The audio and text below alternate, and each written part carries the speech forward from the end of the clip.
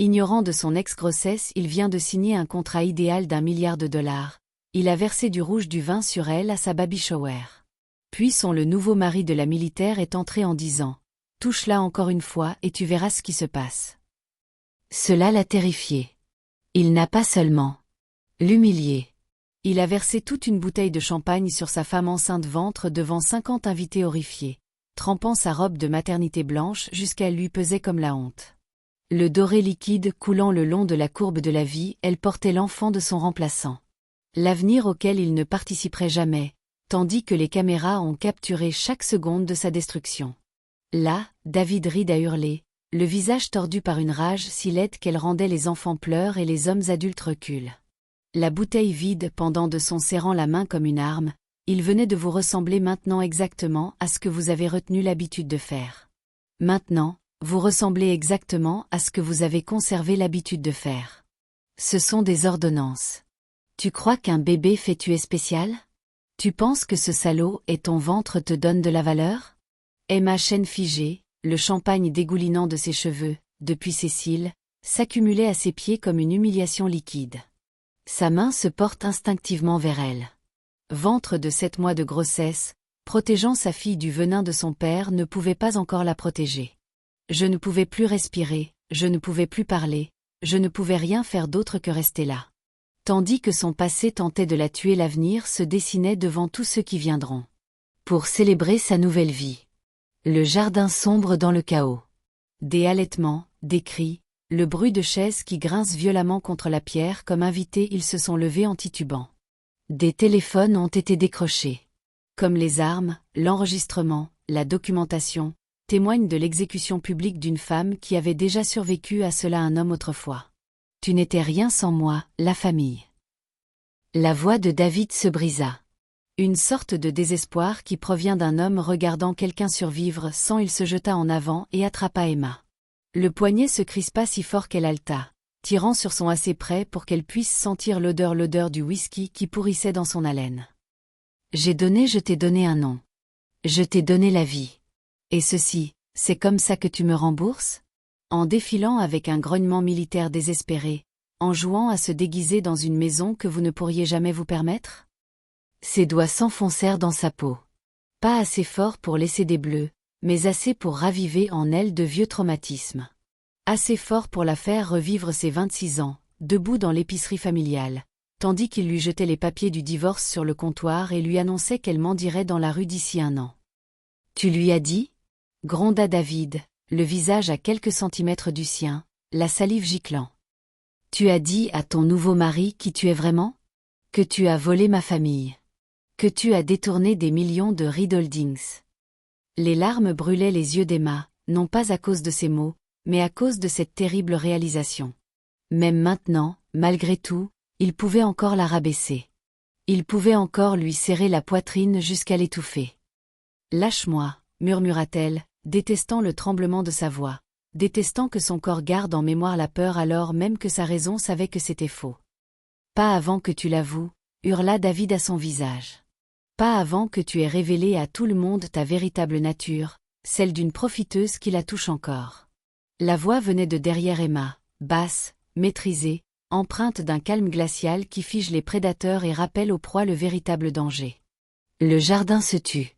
Non pas le silence de la stupeur, mais le silence de 50 personnes retenant leur souffle, car quelque chose de terrible et d'inévitable allait se produire. Le cœur d'Emma s'emballa. Marcus.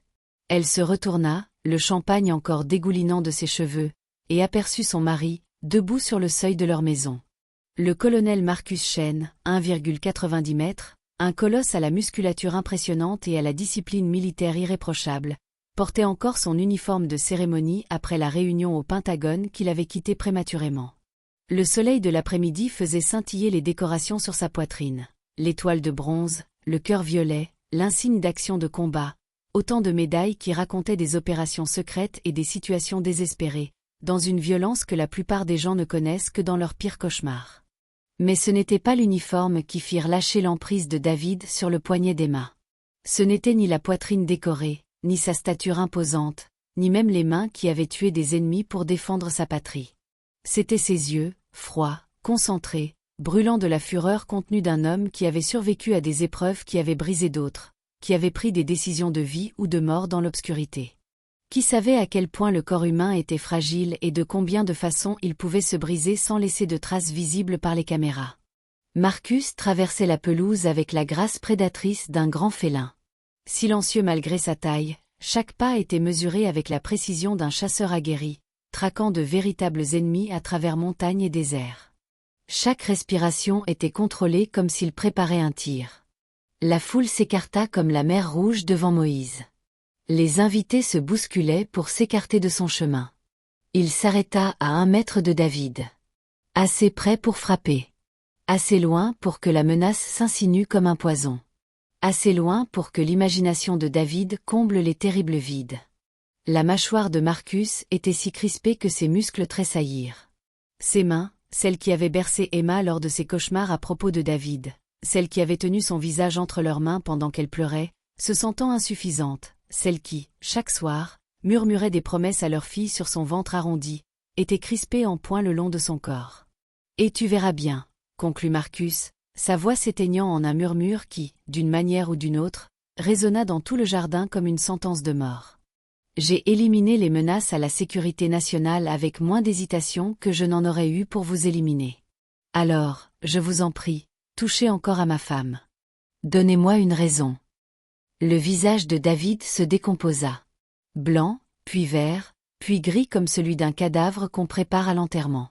Sa main, celle qui serrait encore le poignet d'Emma, se mit à trembler si violemment que tous les témoins le voyaient. La bouteille de champagne vide lui glissa des mains et s'écrasa sur l'herbe dans un bruit sourd qui résonna comme un coup de feu dans le silence pesant. Car David Reed venait de réaliser quelque chose d'absolument terrifiant. Il avait agressé une femme enceinte devant 50 témoins. Il avait empoigné et hurlé sur l'épouse d'un colonel des forces spéciales décoré, rescapé de missions de combat encore classifiées. Il avait humilié une femme devant une caméra, en public, lors de sa propre fête prénatale. Et son mari, l'homme qui le fixait d'un regard comme s'il calculait quel os briser en premier, semblait tout à fait disposé à lui montrer ce qui arrivait quand on menaçait sa famille. « Moi » commença David, la voix brisée comme de la glace sur l'eau. « Moi, je ne l'ai pas fait. Elle ment. Elle a volé ma famille. C'est juste une milliardaire. » Marcus intervint doucement. Le monde s'arrêta de tourner. Emma eut le souffle coupé. Les invités murmurèrent, perplexes. David laissa échapper un rire brisé, désespéré, presque hystérique, qui le faisait passer pour un fou. « Quoi ? C'est dingue. C'était une simple vendeuse. Elle n'est rien. » Marcus sortit son téléphone de sa poche avec un calme délibéré qui fit sursauter David, comme s'il s'agissait d'une arme chargée. Il tapota l'écran 1 fois, 2 fois, puis le leva pour que tout le monde puisse voir. Sur l'écran, le portrait professionnel d'Emma apparaissait à côté d'un titre en caractères gras qui semblait luire sous le soleil de l'après-midi. Emma Chen, PDG de Chen Défense Technologies, s'est vu décerner le plus important contrat jamais attribué par le Pentagone à une entreprise détenue par une femme. Ce contrat de 1,2 milliard de dollars va révolutionner les systèmes d'IA militaires à l'échelle mondiale. David en resta bouche bée. Son regard se perdit dans le vide, comme s'il tentait de déchiffrer une langue incompréhensible. Son visage se décomposa comme un immeuble qui s'effondre. Le téléphone tremblait dans la main ferme de Marcus, non pas de peur, mais sous l'effet de la rage contenue qu'il canalisait pour s'empêcher de faire ce que tous ses instincts lui hurlaient. « Elle a signé ce matin », dit Marcus, la voix toujours maîtrisée, toujours calme, toujours empreinte de ce calme terrifiant. À 9 heures ce même matin, tu étais assis dans ta voiture devant chez nous, à siroter du whisky bon marché et à te préparer mentalement à débarquer à sa fête prénatale. Marcus fit un pas délibéré vers David, et la température dans le jardin sembla chuter de 10 degrés. C'est la mystérieuse investisseuse qui a sauvé le marché de Reed de la faillite, poursuivit-il, chaque mot résonnant comme un coup de marteau. Reed Holdings, c'est sa société. Elle l'a créée pendant votre mariage. Elle l'a nommée d'après votre famille parce qu'elle vous aimait suffisamment pour vous laisser croire que vous étiez le héros de votre propre histoire. Les genoux de David fléchirent légèrement. Il s'agrippa au dossier d'une chaise voisine pour se stabiliser, son visage passant d'une émotion à l'autre si rapidement qu'on aurait dit qu'il était pris d'une crise d'épilepsie. Confusion, incrédulité, rage, horreur, et enfin le poids écrasant de la compréhension. Elle a financé votre magasin, poursuivit Marcus, sa voix ne dépassant jamais ce murmure maîtrisé qui, pourtant, semblait plus fort qu'un cri. Elle a remboursé les dettes de votre famille, couvert les prêts contractés par votre mère, et même payé vos études lorsque l'entreprise de votre père était au bord de la faillite. Absolument tout. Jusqu'au dernier centime. Emma restait immobile, le champagne ruisselant encore de sa robe, observant le visage de son ex-mari tandis que la vérité le détruisait petit à petit. Elle aurait dû se sentir vengée, triomphante. Au lieu de cela, elle se sentait simplement épuisée. Tellement épuisée que cet homme ait le moindre pouvoir sur ses émotions. Pendant que tu la traitais d'inutile, poursuivit Marcus, elle bâtissait une entreprise technologique qui emploie aujourd'hui 300 personnes. Pendant que tu couchais avec ta comptable dans le bureau qu'elle finançait discrètement, elle développait des systèmes d'IA qui sauveraient des vies de soldats. Pendant que tu lui jetais les papiers du divorce devant les clients en lui disant qu'elle finirait par mendier dans la rue, elle signait des contrats d'une valeur inestimable. La respiration de David était devenue saccadée, superficielle. Son regard balayait le jardin, cherchant une issue, des alliés, n'importe quoi qui puisse faire oublier la réalité de tout cela. Mais il ne trouva que des visages qui le fixaient avec dégoût, pitié, et une sorte de gêne partagée, celle qu'on ressent en assistant à l'autodestruction publique de quelqu'un. Non, murmura David en secouant la tête comme un enfant qui nie avoir cassé quelque chose de précieux. Non, ce n'est pas possible. Elle ne peut pas. Sa voix monta en un cri désespéré. Elle n'était rien. Une simple employée de supermarché qui a eu de la chance. C'est moi qui l'ai créée. Je lui ai tout donné. Toi, tu ne lui as rien donné, dit Marcus.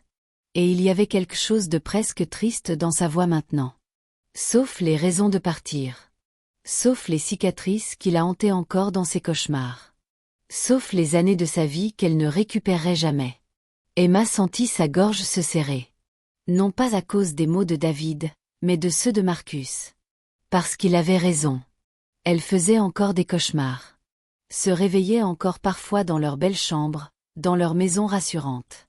Elle haletait encore sous le choc de rêve où elle se retrouvait dans ce petit appartement au-dessus du magasin, écoutant David rentrer en titubant, imprégné du parfum de Tessa, se préparant à la moindre cruauté qu'il pourrait lui infliger ce soir-là. Marcus dut percevoir son désarroi car il se tourna légèrement, leurs regards se croisant à travers la distance qui les séparait. Et dans ce regard se lisait tout ce que David ne lui avait jamais donné.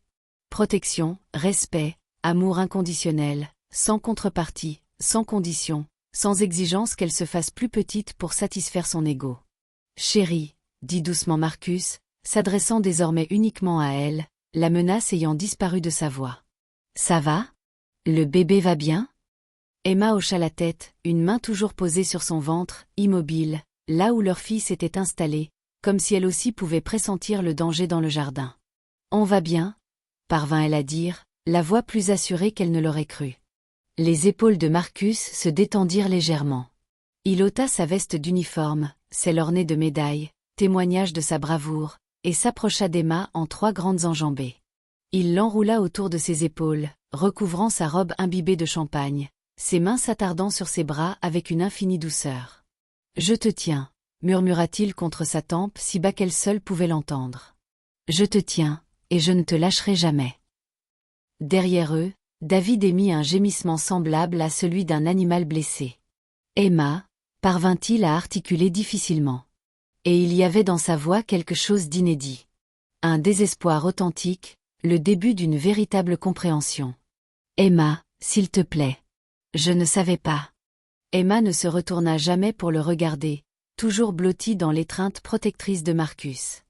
Et pour la première fois en 2 ans, elle vit David rire clairement. Non pas à travers le prisme de l'amour, de l'espoir ou du désir désespéré d'être à la hauteur. Non pas à travers le traumatisme de ce qu'il lui avait fait, elle le vit simplement. Il paraissait plus petit, d'une certaine façon, plus vieux. Sa chemise était froissée et tachée. Ses cheveux grisonnaient aux tempes. Ses mains tremblaient, peut-être à cause du sevrage alcoolique, ou simplement sous le poids écrasant de ses propres choix. C'était l'homme qu'elle avait aimé si désespérément qu'elle avait caché sa propre réussite pour qu'il se sente important. L'homme qu'elle avait financé en secret, soutenu en silence, pour qui elle s'était effacée, et il n'avait même jamais remarqué sa présence. « Tu veux savoir le plus triste ?» demanda Emma d'une voix douce, qui résonna dans le jardin silencieux comme une confession. « Je t'aurais tout raconté, l'entreprise, l'argent, tout. Si seulement tu m'avais demandé une seule fois comment s'était passée ma journée, si tu m'avais regardé comme une personne et non comme un meuble. Si seulement tu m'avais traité comme si j'avais compté. » Des larmes coulaient sur son visage, se mêlant au champagne. Mais sa voix ne tremblait pas. « Je me suis tellement effacée pour toi, David. Tellement effacée que j'ai failli disparaître. Je me suis persuadée que l'amour impliquait le sacrifice. Que si je donnais assez, si j'en faisais assez, si j'effaçais assez de moi-même, tu finirais par me voir. » Elle prit une inspiration tremblante. « Mais tu sais ce que j'ai appris ? On ne peut pas forcer quelqu'un à nous voir s'il est déterminé à détourner le regard. Et j'en ai fini de disparaître. J'en ai fini de m'excuser de prendre de la place. J'en ai fini de te laisser me faire sentir que je ne vaux rien. » Le visage de David se décomposa. De vraies larmes se mirent à couler sur ses joues. « Je t'aimais, » murmura-t-il d'une voix brisée. « Je t'aimais, Emma. Je ne savais juste pas comment. » « Tu aimais l'idée que tu te faisais de moi, » corrigea doucement Emma. « L'épouse discrète et reconnaissante qui te mettait en valeur, qui travaillait gratuitement dans ta boutique, qui ne te contestait jamais, ne te faisait jamais d'ombre et ne demandait jamais plus que ce que tu étais prêt à donner.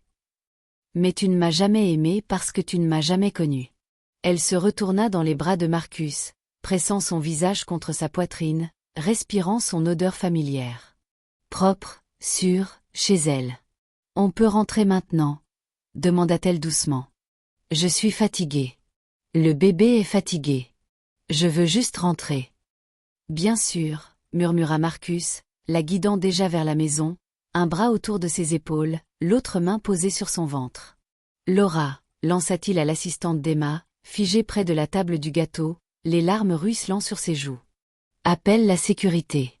Fais escorter Monsieur Reed hors des lieux et porte plainte pour agression. »« J'y travaille déjà, » répondit Laura, la voix étranglée par l'émotion, le téléphone déjà à l'oreille. David s'avança brusquement, comme s'il allait les suivre. « Emma, attends. S'il vous plaît, je peux arranger ça.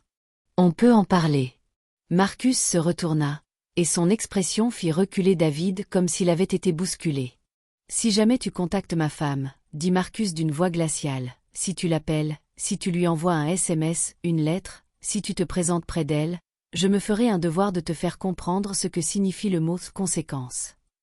Vous me comprenez ? » David ouvrit la bouche, la referma, puis l'ouvrit de nouveau. Aucun son ne sortit.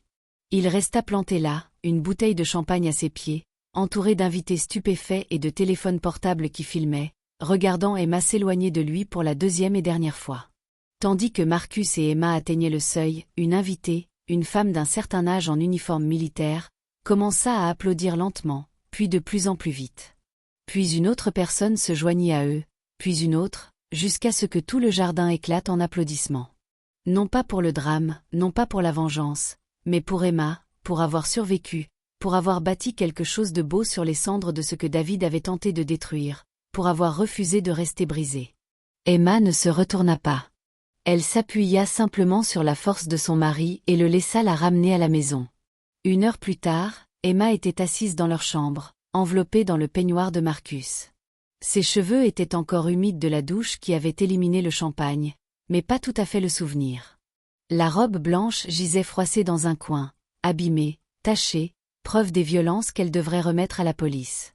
Marcus était agenouillé devant elle, ses grandes mains posées délicatement sur ses genoux, son regard scrutant son visage avec une attention que David ne lui avait jamais portée en 5 ans de mariage. « Parle-moi » dit doucement Marcus en traçant de petits cercles sur sa peau du bout des pouces. « Tu vas vraiment bien ? On doit appeler le médecin ? Vérifier que le bébé va bien ?» Emma posa sa main sur la sienne, savourant la chaleur, la stabilité, la sécurité absolue de son contact. « Elle bouge » murmura Emma en guidant sa main vers son ventre où leur fille faisait des cabrioles comme pour les rassurer. « Tu sens ça ? Elle est forte, comme son père. » Les yeux de Marcus brillaient de larmes qu'il retenait. « Comme sa mère » corrigea-t-il avec véhémence. « Emma, ce que tu as fait là-bas, lui tenir tête, dire la vérité. Il m'a fallu plus de courage que tout ce que j'ai jamais fait au combat. Je ne me sens pas courageuse, admit Emma, ses propres larmes finissant par couler, maintenant qu'ils étaient seuls. Maintenant qu'elle n'avait plus à faire bonne figure devant témoins. Je me sens bête de l'avoir aimé. D'avoir gâché 5 ans avec quelqu'un qui me voyait comme un accessoire. De m'être rabaissée à ce point, au point d'en oublier qui j'étais. Elle porta la main à sa bouche, retenant difficilement l'émotion qui montait en elle. Et si notre fille grandit et qu'on la traite de la même façon? Et si elle ne sait pas qu'elle mérite mieux?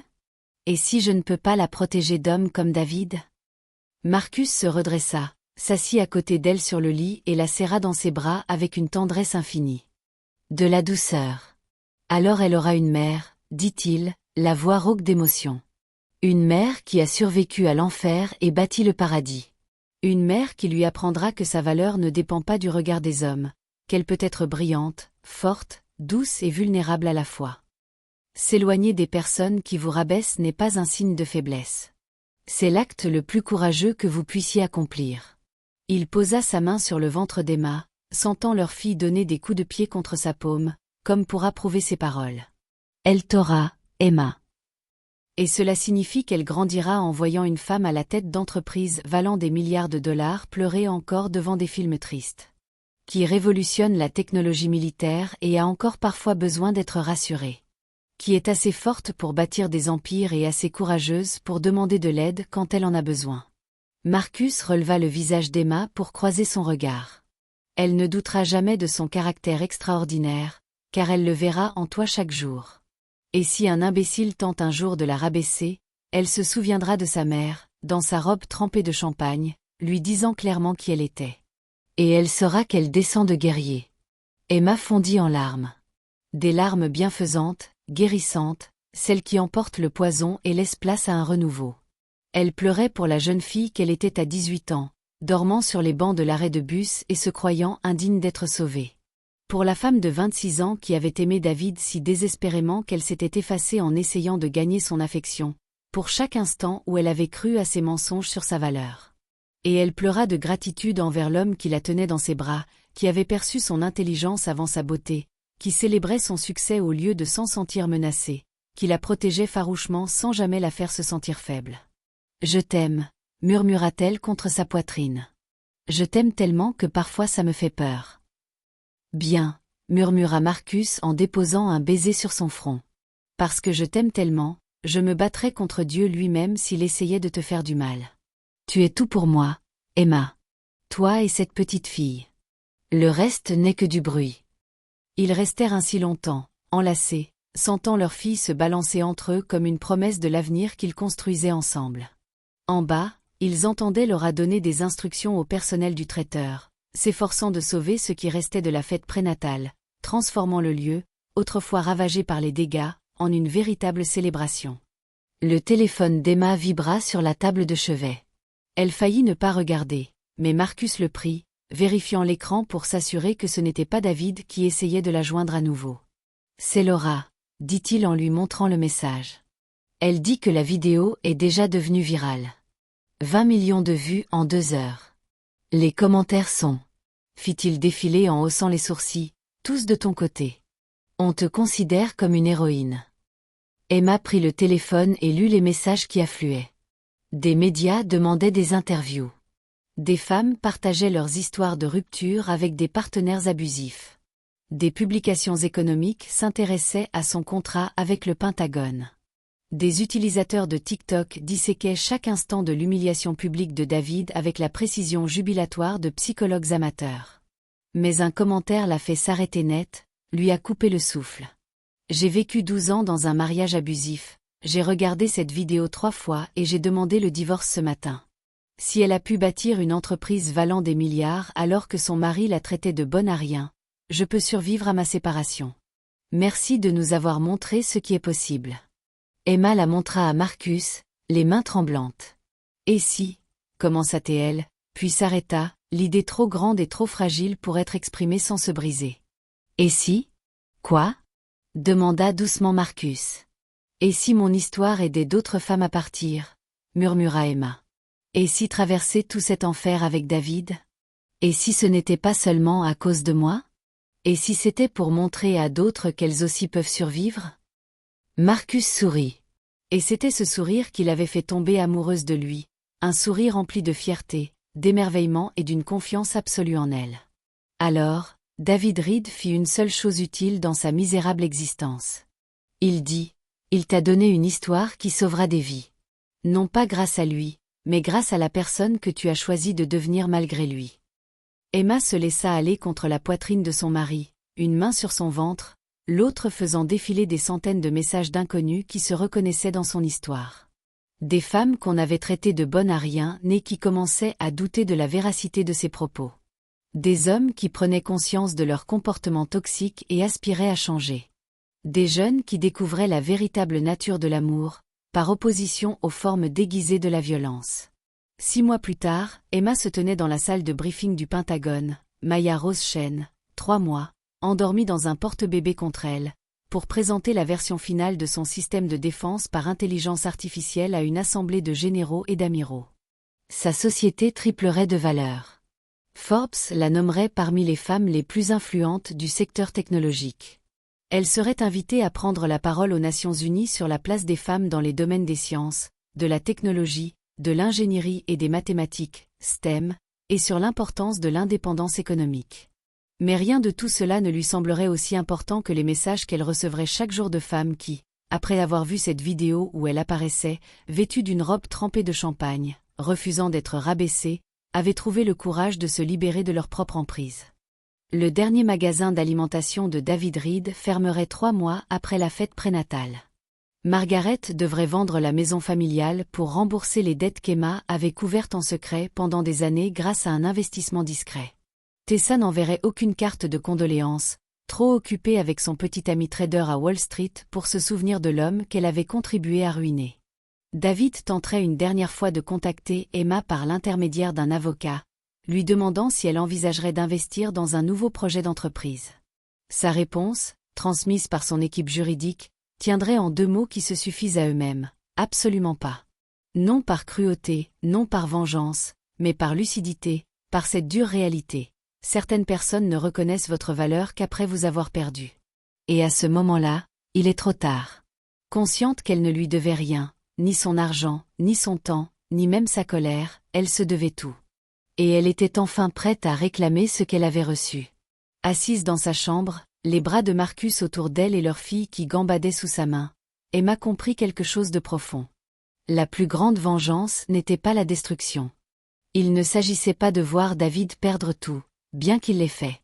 Ce n'était même pas le viral, la vidéo ou le contrat d'1 milliard de dollars ou l'empire qu'elle avait bâti sur les cendres de ce qu'il avait essayé de brûler. La plus grande vengeance fut de devenir ainsi vraiment heureuse, si entière, si absolument libre qu'il est devenu sans rapport avec son histoire. Juste une note de bas de page. Dans les premiers chapitres. Une leçon à retenir. Un pont à brûler sur le chemin de quelque chose infiniment mieux. C'était Emma Chen. Maintenant. PDG milliardaire, épouse de militaire, bientôt maman. Une femme qui avait aimé elle s'est trompée de personne et a survécu. Une femme qui avait trouvé la bonne personne et s'était épanouie et elle finit avait de regarder en arrière. Chers téléspectateurs, si cette histoire vous a touché, si avez-vous déjà ressenti un sentiment d'insignifiance et trouvé votre retour à la sensation de puissance, si vous avez survécu à quelqu'un qui a essayé de vous convaincre que vous n'étiez rien, laissez un commentaire pour nous dire où vous regardez. Et quelle heure il est dans votre partie du monde. Construisons une communauté de survivants, de guerriers, de gens qui refusent de rester brisés. Et si vous ne l'avez pas encore fait, abonnez-vous à cette chaîne et activez cette notification cloche parce que chaque semaine nous partageons des histoires des personnes qui ont été sous-estimées, rejetées, détruites, et qui s'est levé bref. Des histoires qui vous rappellent que votre pire chapitre ne doit pas nécessairement être la dernière. Abonnez-vous.